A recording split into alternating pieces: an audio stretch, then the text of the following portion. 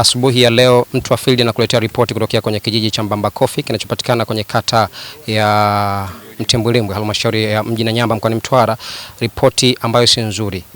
Tumefika hapa tunapokea taarifa ya kijana ambaye anafahamika kwa jina la Shafi Saidi Mniwi ambaye ana umri wa miaka 23. Amefariki dunia kwa kujinyonga kwa kutumia mkanda wake wa suruali katika nyumba ambayo alikuwa anaishi. Lakini pia kijana huyo alikuwa ni mwanachuo ambaye alikuwa anasoma katika chuo cha Mtawanya FDC. Tumefika hapa na tumekuja moja kwa moja makaburini na kuzungumza na mashuhuda wakituambia tukio namna lilivyotokea. Mimi naitwa Karim Faida, hii ni Faida Online TV. Nikukumbushe kusubscribe, ku like na comment channel yetu ili endelee kupata habari zetu. Sisi ni watu wa field, tafadhali baki nasi. Jina langu naitwa Osman Saidi.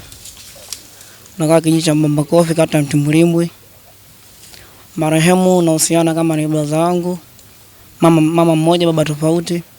Baada ya kufika akanitumia message nipo kazini. Akaniambia brother, mimi nimefika, nahitaji funguo. Nikampa funguo. Mishahara kama saa 8 narudi zangu kazini. Basi nimechota maji nimeweka chooni, nikachukua shuka sasa ili mradi niweke chooni nioge.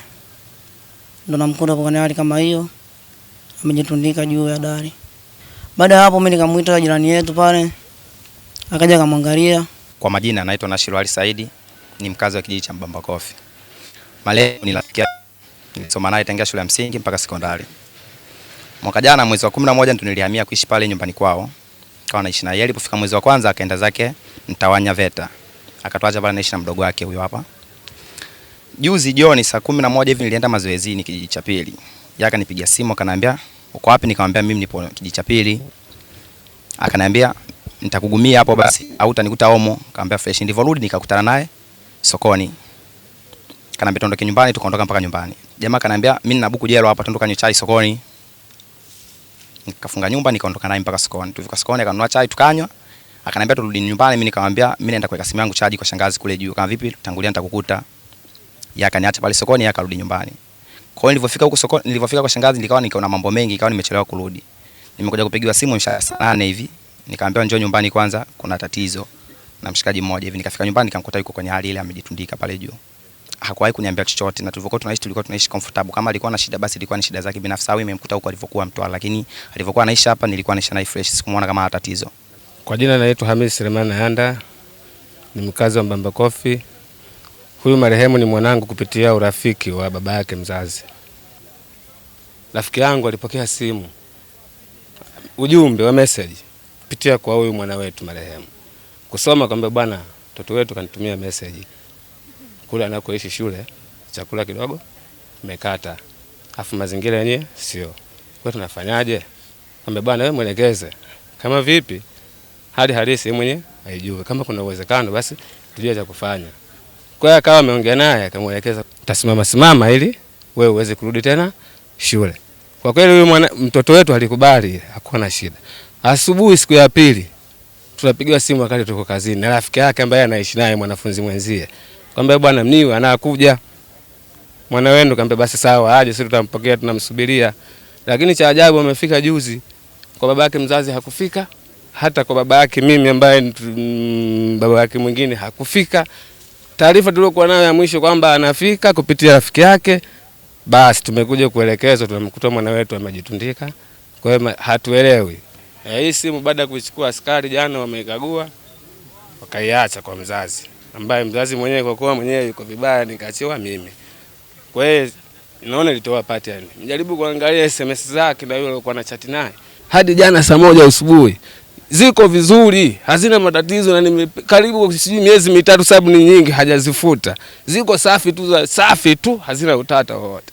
Kwa majina naitwa Ismail Bakari Ulaya, ni mwenyekiti wa kijiji Mbamba Coffee.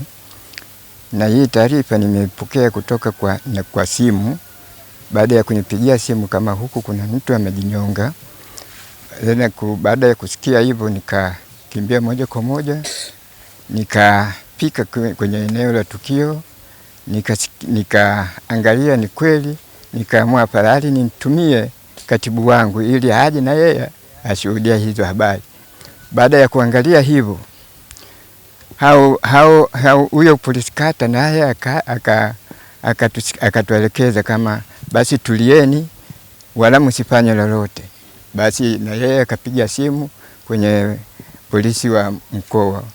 Na mtazamaji, mara baada ya kupata taarifa hiyo, tumezungumza moja kwa moja na kamanda wa polisi mkoa wa Mtwara SSP Issa J Suleiman, ambaye amethibitisha kutokea tukio hilo, lakini anasema mpaka sasa chanzo cha kutokea kwake hakijafahamika, lakini kama jeshi la polisi mkoa wa Mtwara wanaendelea kufanya uchunguzi ili waweze kujua nini chanzo chake.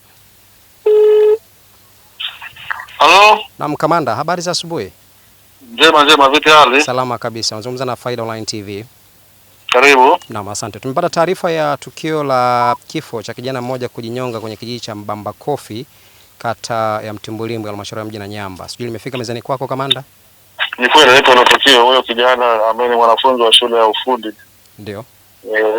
Ana umri wa miaka 23. Ndio. Alijinyonga chumbani kwake kwa kutumia mkanda wake wa suruali. Ndio. Kwa hiyo ni kweli tukio limetokea na sisi tunaendelea na uchunguzi. Naam. Tujue sababu hasa iliyofanya huyu mwenzetu huyu kijana huyu ajitangulize kwa staili ya kujinyonga. Sawa. Pengine kutokana na tukio hili kamanda, una wito wowote? Mara nyingi wanasema kwamba mtu yote kama ana shida yote basi ashirikishe na jamii yake. Naam. Sababu inawezekana wewe amepata msongo wa mawazo akafikiria vitu vingi mwenyewe bila kupata msaada mtu mwingine akafikia maamuzi hayo, lakini kama utawashirikisha watu wengine tunaanza kuepuka vifo vya aina hii. Kwa hiyo ni kushirikishana tu kwa namna moja au nyingine. Asante. Nakushukuru sana kamanda, nikutakie siku njema. Okay, asante. Mpaka kufikia hapo mimi sina la ziada. Jina langu naitwa Karim Faida. Hii ni Faida Online TV. Nikukumbushe kusubscribe, kulike na comment channel yetu ili endelee kupata habari zetu. Sisi ni watu wa field. Kwa pamoja tunasema inna lillahi wa inna ilaihi rajiun. Mwenyezi Mungu aiweke roho ya marehemu mahala pema peponi. Amen. Asante na nikutakia siku njema.